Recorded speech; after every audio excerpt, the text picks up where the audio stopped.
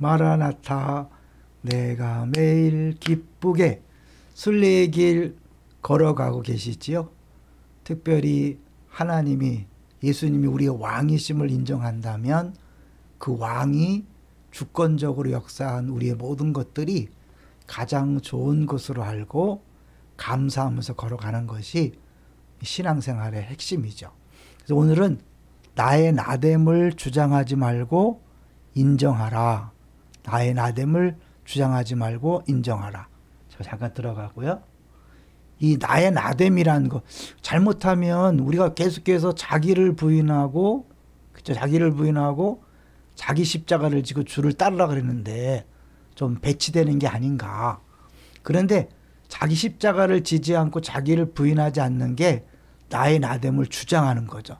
내가 누구인 줄 알아? 그렇게 하면서 자기를 입증하려고 하는 자기의 어떤 잘남을 드러내고자 하는 것이 나됨을 주장하는 거라면 인정한다는 것은 하나님께서 I am that I am이라고 하신 것처럼 그 누구의 칭찬이나 인정과 상관없이 나 자신 자체에 대해서 정체성을 갖는 거죠. 그러니까 하나님이 나를 이 모습 이대로 만드셨다고 인정하고 이제 그랬을 때 그것은 결국 작품인가 상품인가 많이 들어봤죠? 작품은 비교 대상이 아니잖아요. 다 다르고 고유하잖아요. 상품은 서로 비교합니다. 어떤 것이 더 좋은가. 그러니까 우리는 하나님의 작품들이기 때문에 서로 차이를 인정해야 되는 거죠. 우열의 차이가 아니라 다름을 인정하는 것이고 그 다름이 나를 나되게 하는 정체성인데 세상은 자꾸 어떻게 해요? 같아지라고 얘기하는 거죠. 같아지라고. 그래서 우리가 유행에 집착하는 이유가 뭐죠? 유행에 집착하는 이유가 남들에게 뒤처지지 않으려는 그런 마음인 거죠.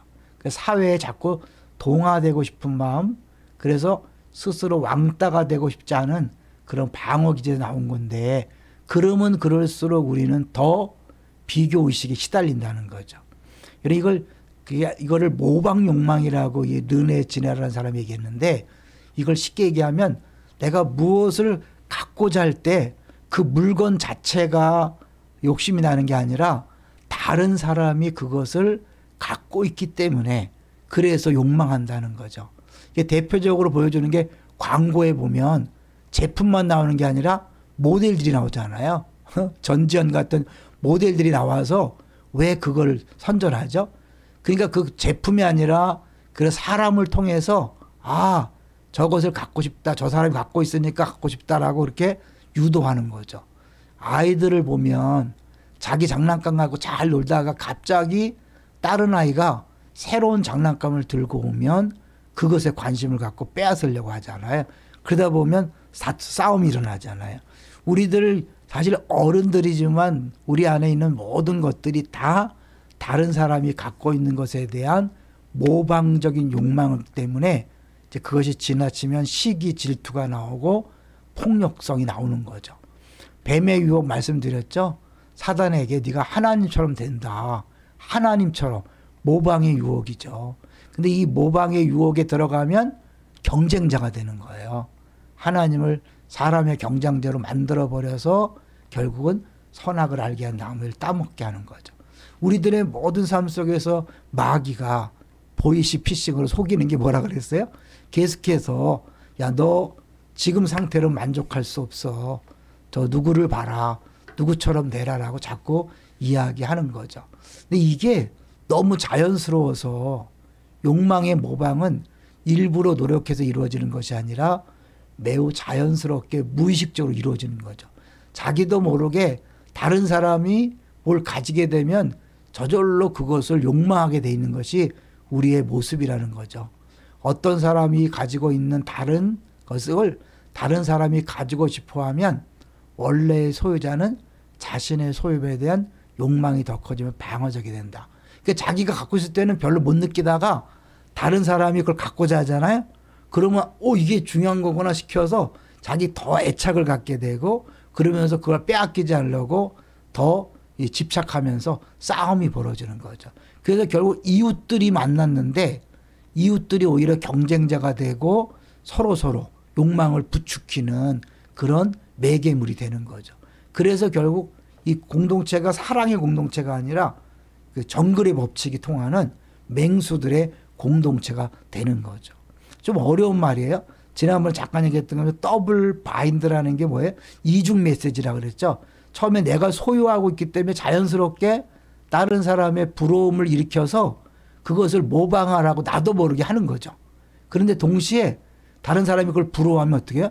모방하지 말라고, 넘보지 말라고 상대를 밀어내는 거죠. 이게 두 가지가 같이 가는 거예요. 그러니까 결국 이런 걸 통해서 우리는 이 다름을 서로 인정해야 되는데 서로 차별이 없어지는 거죠. 차별이 없는 사이가 좋은 것처럼 보이잖아요. 그런데 그렇지 않아요. 차별이 없어짐으로 말미암아 온 세상이 서로 다른 사람의 것을 부러워하고 시기하고 질투하고 경쟁하다가 그것이 폭력성으로 나타나는데 그거를 부모들이 자연스럽게 아이들에게 물려주는 거죠. 그러니까 예수 믿는 사람들도 자칫하면요 아이들에게 세상 것을 바라보고 추구하게 하고 경쟁하도록 그렇게 보여줄 수 있다는 거죠. 근데 우리는 이제 우리가 해야 될 게 뭐냐면 오늘날 우리 사회가 해야 할 일은 개인의 다름을 존중해주는 문화를 만드는 거죠. 획일화된 주의식 교육을 지향하고 개인과 개성의 차이를 긍정하는 것이 그런 교육이 필요한데 우리는 그냥 학교가 어떻게 해요? 획일적이잖아요. 그러니까 끊임없이 그 안에서 무한한 경쟁이 일어나고 다툼이 일어나니까 거기서 왕따가 생긴다는 거예요. 근데 이게 굉장한 이론인데요. 이게 서로 본받으려고 그러고 소유를 막 탐내다가 모든 구성원들이 다 경쟁자가 되는 거예요. 이게 너무 꽉 차기 때문에 그 폭력성으로 가득한 그 집단의 그런 회피, 탈출구, 그 희생양을 만들어내는데 그게 바로 왕따 문화라는 거죠. 알게 모르게 사람들이 누군가를 왕따시켜서 거기에 모든 에너지를 집중하고 비난하고 함부로 대함으로 이 집단 내의 폭력성들을 해소하는 것. 이게 전 인류 역사에 나오는 거라는 거죠. 이걸 이 르네 지랄이라는 사람이 파헤친 거예요. 엄청난 거죠. 우리가 아주 복잡한 것까지는 가지 말고요. 원래 죄라는 게 뭐냐면 자기를 주장하는 거거든요.